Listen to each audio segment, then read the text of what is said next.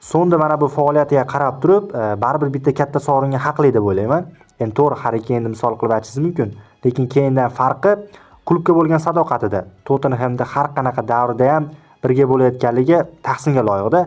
Keyin uni maydonda o'zini tutishi juda tartibli futbolchi, xudo-behudaga egosini ko'rsatmaydi. Bu ham hurmatga loyiqda. Men ba'zan o'ylab qolaman, Sonni boshqa klubga o'tishi ehtimol to'g'ri qaror bo'ladi. Chunki bunaqa iqtidor, bunaqa yoshda, masalan 32 yosh. Buni yoshida Salahlar oltin to'p uchun kurashyapti-da. Ya'ni Son o'zini qadrlay oladigan klubga ketish kerak ayni vaqtda.